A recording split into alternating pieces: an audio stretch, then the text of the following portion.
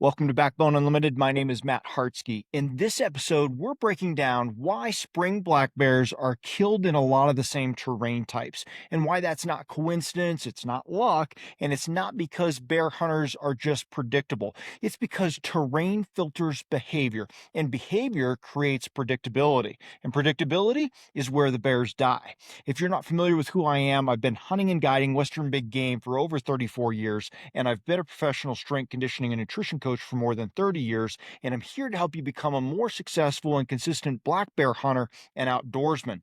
If you look at spring bear photos across the Rocky Mountain West, different states, different units, different years, you'll start noticing something. A lot of times the backdrops look similar. Broken south facing slopes, patchy green bands, benches cutting across open hillsides, timber edges just above feeding zones, draws that hold moisture, ridge systems that offer wind advantage. It doesn't matter whether it's Idaho, Montana, Wyoming, Colorado, the successful terrain patterns repeat, and that repetition tells you something important. Spring bear success is not random terrain wandering, it's terrain filtering. So let's start with the most important principle here.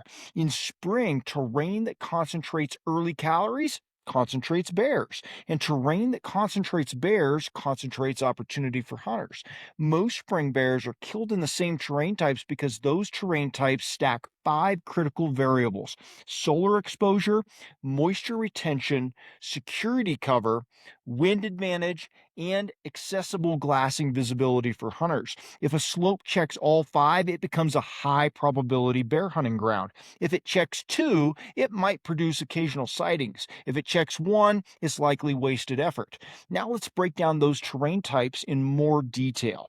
First, mid-elevation, south-facing slopes with broken contour. This is probably the most consistent spring bear terrain type in the West. Why? Because south-facing slopes warm first, but a clean, smooth, open south-facing slope, it's less attractive than a broken one. Bears prefer broken terrain, like benches, rib-like finger ridges, small contour shelves, or subtle depressions and rock outcroppings. Why? Because broken terrain provides feeding and security in the exact same footprint. A bear can feed on emerging forage and step 10 yards into cover. It can bed just above a bench and drop into feeding zones quickly. It can move horizontally across contour lines without climbing aggressively. Flat or featureless slopes lack that flexibility, but broken terrain creates repeatable movement. Now let's talk about elevation. Most spring bears are not killed at the very lowest elevations or the highest, even though both of those happen. They're usually killed mid elevation. Why? Because early in the season, lower elevations may green first, but they often lack the security or glassing access for hunters. High elevations may look dramatic, but are often still locked in snow or dormant vegetation. Those mid elevation south facing slopes hit the sweet spot, warm enough to green early, high enough to provide seclusion, open enough to glass for hunters, and broken enough for the bears to feel secure. That combination repeats across a lot of western states. Now let's talk about benches specifically. Benches are horizontal travel highways, a lot of times cutting the slope, right? They provide level footing, moisture collection, vegetation concentration, wind stability, and easy lateral movement. If you look at where bears consistently feed in the spring, it's often along contour lines, not just straight up slopes, right? Benches allow bears to move horizontally while they're feeding, and that reduces energy expenditure on their part. Energy efficiency matters in the spring, right? They just came out of a calorie deficit from winter, and those benches provide calories without the vertical climbing cost. And that's why so many spring bears are killed on or just above benches. Now let's talk about draws. Moisture retaining draws that run perpendicular to solar slopes, those create green funnels, right? Water runoff from melting snow concentrates in draws, and that moisture creates thicker, richer forage. Draws also create wind funnels. Afternoon thermals often stabilize predictably in draws, and that gives bears a lot of scent check advantage. Hunters who identify solar slopes with intersecting draws increase their odds dramatically. Now let's address edge habitat. Edge is everything in spring bear terrain. Edge between snow and melt, or edge between timber and open slope, or edge between rock and grass, even edge shade and sun. Edges create microclimates. Microclimates create more vegetation diversity. Diversity creates feeding preference. Purely uniform slopes, they lack that diversity, right? But edges concentrate a bear's decision making. And that's why most spring bears are killed near edges. If you're serious about becoming a consistent Western black bear hunter, I've built something for you. The Bear Hunting ebook series is a complete progressive education system, 7 volumes that take you from mindset to execution. We start with foundations and reality, breaking down the myths and mental mistakes that ruin seasons before they begin. Then we move into bear behavior and movement so you understand how bears actually live, travel, feed, and use wind. From there, we dive into spring bear hunting and fall bear hunting, green up, food shifts, pressure, and why bears seem to disappear overnight. Volume 5 teaches you how to read terrain, aspect, ridges, benches, and edge habitat like a professional. Volume 6 sharpens your glassing and scouting so you stop missing bears in plain sight. And Volume 7, that's execution, spot and stock strategy, wind control, closing distance, and finishing the encounter. Buy each volume individually or bundle them all to save 60% off at backboneunlimited.com. Now let's talk about ridge systems. Ridges that run north and south often create more solar exposure on one side and shade on the other. So bears might feed on the solar side and then bed on the shaded side. If a ridge offers solar feeding, shaded bedding, bench travel to stay secluded, and wind stability, it's going to become a repeatable bear terrain.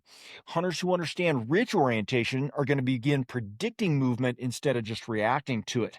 Now let's talk about wind advantage terrain because bears use wind constantly, every breath. It's nonstop.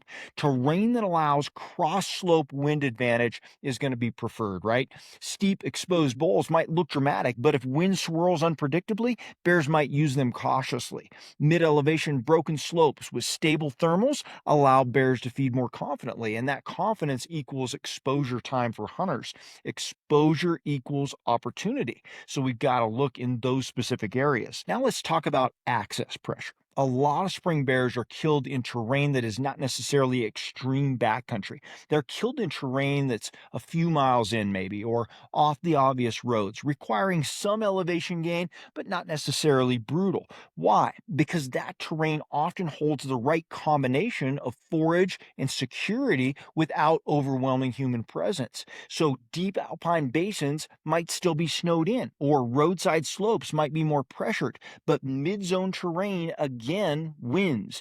Now let's address glassing because most spring bears are killed in terrain that allows long-range observation. Why is that? It's because spring bear hunting is a glassing game a lot of times. Terrain has to allow you to see the feeding bands. Thick timbered north faces rarely produce consistent spring kill sites because visibility is really low in those areas, right? Wide open alpine often lacks enough early forage. Broken open mid elevation slopes provide visibility plus feed for the bears. So that terrain type repeats because it's observable.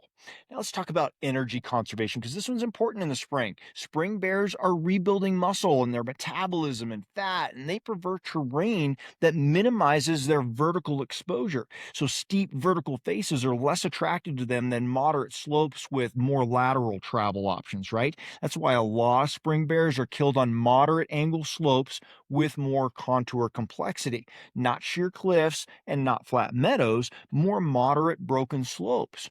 Now let's talk about snowline positioning. This is something a lot of hunters hear. High probability terrain often sits just below snowline, and that narrow band produces the freshest forage. If you identify broken south facing, mid elevation slopes that sit 200 to 400 vertical feet below snowline, you're going to often find feeding bears. That snowline adjacency repeats across many states too. Now let's address aspect transition terrain. As spring progresses, north faces begin activating, right? But the most consistent kill terrain often includes both aspects within a short distance. So solar slope for feeding and cool slope for bedding. That's your south slope and your north slope typically. That dual aspect terrain allows for short daily loops, and short loops create more predictability, and predictability creates kill zones for bears.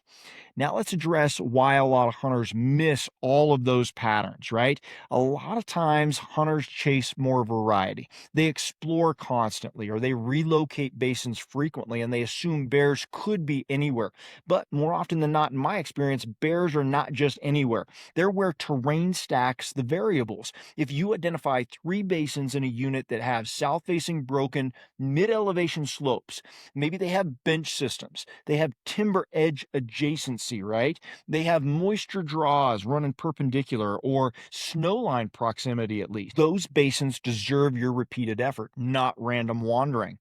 Now let's talk about repetition. If you pay attention to successful spring bear hunters year after year, they return to similar terrain structure.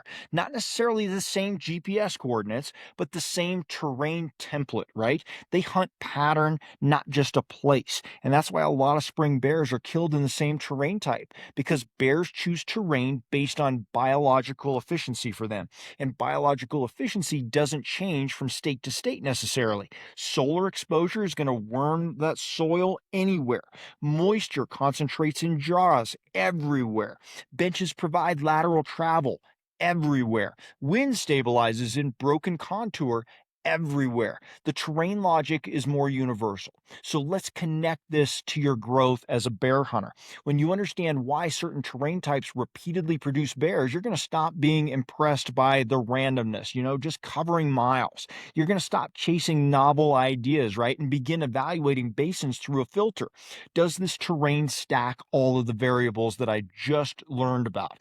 Does it concentrate calories? Does it provide security? Does it stabilize wind? Does it allow for me to observe, right? Does it allow observation? If yes, hunt that bugger hard. If no, then move, right? Spring bear hunting becomes far less mystical if you look at it through this lens. You're going to realize success is not about just hiking the furthest and not about climbing the highest, not about chasing dramatic backdrops, even though it's great for us to enjoy those. It's more about stacking terrain variables correctly. And when you do that, you're going to begin finding bears in terrain that looks familiar across years, because the mountain is predictable if you understand what drives it. And what drives it in spring is terrain interacting with solar energy, moisture, and wind. And that's why most spring bears are killed in the same terrain types. Not because hunters lack imagination, but because terrain filters bear behavior and bear behavior repeats. Now, if you want to go deeper into Western black bear movement, pressure patterns, terrain positioning, and structured decision making, that's exactly why I built the Black Bear Hunting series of ebooks. It's a progressive system designed to help you understand how black bears actually use country and how to position yourself accordingly. I have a link to those ebooks in the description. And if you want ongoing access to the Team Backbone community, classroom, my full digital vault of black bear resources, private discussions, and direct communication to me for planning, you can join Team Backbone at backboneunlimited.com underneath our membership tab. Everything we talk about here is connected. Preparation is not a single video, it's a system. Thanks for being here. Until next time, train harder, hunt smarter, and never settle.